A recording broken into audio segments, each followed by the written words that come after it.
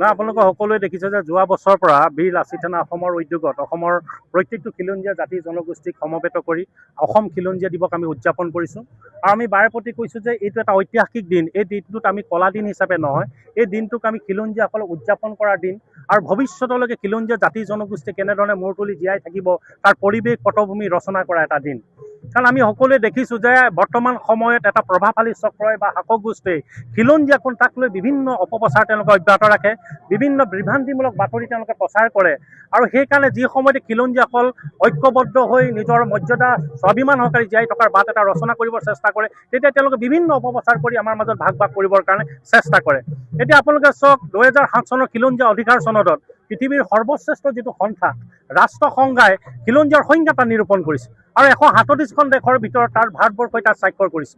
তাত স্পষ্টভাৱে মাৰ্কৰে যিটো খিলঞ্জীয়াৰ সংজ্ঞা নিৰ্ণয় কৰিছে, তাত এটা কথা স্পষ্টকৈ কৈছে যে ঔপনিৱেশিক শাসন ব্যৱস্থা হোৱাৰ আগমুহূৰ্তত তাত থকা যিসকল জাতি জনগোষ্ঠী আছে তাৰ প্ৰাচীন আদিবাসী খিলঞ্জীয়া ভূমিপুত্ৰ বুলি কৈছে। গতিকে অসমতো আমাৰ এটা প্ৰামাণিক দলিল আছে যে 1826 চনৰ 24 ফেব্ৰুৱাৰী এই দিনটোতে ইয়াণ্ডাবুৰ সন্ধিৰ জৰিয়তে আমি ঔপনিৱেশিক শাসন ব্যৱস্থাৰ ভিতৰলৈ আহিছোঁ। ব্ৰিটিছৰ ঔপনিৱেশিক শাসন ব্যৱস্থা হ'ল আমি পৰাধীনৰ তাৰ শিকলি পিন্ধিবলগীয়া হ'ল। গতিকে সেই দিনটোকে লৈ সেই মুহূৰ্তত থকা অসমত থকা যিমানবিলাক জাতি জনগোষ্ঠী আছে তেওঁলোকে প্ৰাচীন আদিবাসী খিলঞ্জীয়া আৰু ভূমিপুত্ৰ। আৰু সেইকাৰণে আজিৰ দিনটোকে অসমৰ যিটো স্বতন্ত্ৰ ৰাজনৈতিক অৰ্থনৈতিক সামাজিক সাংস্কৃতিক ইতিহাস তাৰ চৰ্চাৰ যাতে প্ৰাণকেন্দ্ৰ হিচাপে আজিৰ দিনটো আমি তৈয়াৰ কৰিব পাৰোঁ, এই দিনটো লৈ যাব পাৰোঁ, তাৰ কাৰণে বীৰ লাচিত সেনা অসমৰ এই প্ৰস্তুতি আন্তৰিক প্ৰচেষ্টা আমি হাতত লৈছোঁ।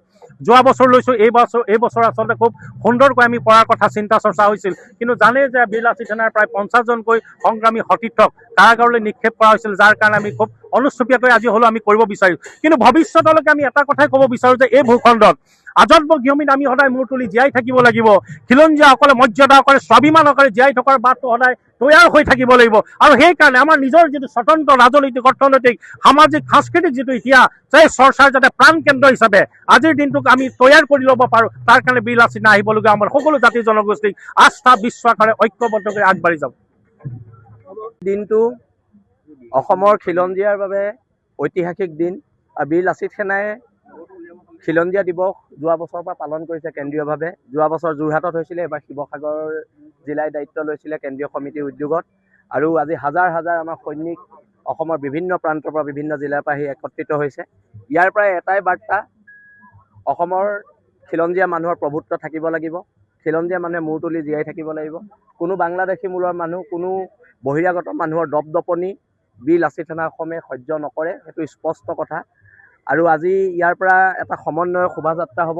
শোভাযাত্ৰাই খিলঞ্জীয়াৰ প্ৰতিটো দিশ আজি আমি স্পৰ্শ কৰিবলৈ চেষ্টা কৰিছোঁ। আৰু অনাগত দিনত যিখন সংগ্ৰামৰ আমি পৃষ্ঠপোষকতা কৰোঁ, সেই সংগ্ৰামখন দীঘলীয়া হ'ব আৰু সংগ্ৰামখন তীব্ৰতৰ হ'ব। আৰু কথা বতৰাবিলাক স্পষ্টকৈ আমি অসমৰ জনগণক কৈ দিছোঁ। কেতিয়াবা আমাক কোনোবা ৰাজনৈতিক দলৰ দালাল, কেতিয়াবা আমুক এটা দলৰ দালাল, এইবিলাক কথা বতৰাই কিছুমান IT চেলৰ মানুহে আমাৰ সংগঠনটোক শেষ কৰিবলৈ চেষ্টা বহুবাৰ কৰিছে। আৰু মই জুবিনদাৰ ভাষাৰে কওঁ, বীৰ লাচিত সেনাৰ ধুমুহাৰ সৈতে বহু যুগৰে নাচোন। এইটো চাবলৈ গ'লে আজি ইয়াণ্ডাবু চুক্তিখন শেষ হ'ল। আজি 200 বছৰ হ'ল যেতিয়া চুক্তিখন শেষ হ'ল। ইয়াৰ ওপৰত এতিয়া কথা বতৰাবিলাক ভাৰত চৰকাৰে পাতিব লাগিছিলে, অসম চৰকাৰে পাতিব লাগিছিলে। আজি আমাৰ যিখন আলোচনা চক্ৰ হ'ব, তাত আমি এখন ডছিয়া প্ৰস্তুত কৰিম আৰু সেই ডছিয়াখন আমি ভাৰত চৰকাৰলৈ পঠিয়াম। আমি গোটেই ডছিয়াখন গৃহ বিভাগলৈ পঠিয়াম আৰু তাৰ ওপৰত আমি আলোচনা হোৱাটো বিচাৰোঁ। আৰু ভৱিষ্যতে যদি আলোচনা হয় বীৰ লাচিত সেনাৰ, তেতিয়া যিখিনি প্ৰতিনিধিত্ব থাকিব তেওঁলোকে কেন্দ্ৰীয় চৰকাৰৰ লগত এই বিষয়ে আলোচনাত বহিব পাৰিব। তাৰ কথাটো হৈছে কি, সহজ নহয় কাৰণেতো আমি যুঁজিছোঁ। আৰু আশা ৰাখিছোঁ যুঁজখন দীঘলীয়া হ'ব। যুঁজখনৰ অলপ সময় লাগিব, কিন্তু যুঁজখনত বীৰ লাচিত সেনা অসম জিকিব, অসমৰ খিলঞ্জীয়া মানুহ জিকিব বুলি আমি আশাবাদী। আৰু ইয়াৰ পৰাই প্ৰত্যেক অনা অসমীয়া শ্ৰেণী বাংলাদেশী মূলৰ মানুহখিনিক আমি এটা সকিয়নি দিছোঁ, তোমালোকে অসমত গুণ্ডামী ভণ্ডামী দাদাগিৰি বীৰ লাচিত সেনা অসম থকালৈকে কৰিব নোৱাৰিবা। এতিয়ালৈকে আটাইতকৈ বেছি জেলত যোৱা যদি কোনোবা সংগঠনৰ সৈনিক আছে, সেই সংগঠনটোৰ নাম হৈছে বীৰ লাচিত সেনা অসম। আমাক কোনোবাই কাৰোবাৰ দালাল কয়, কিবা কয়, কৈ থাকক, কিন্তু আমি দায়বদ্ধ খিলঞ্জীয়া জনগণৰ ওচৰত। আমি BJP আৰু কংগ্ৰেছৰ ওচৰত দায়বদ্ধ নহয়, সেইটো একদম স্পষ্ট কথা।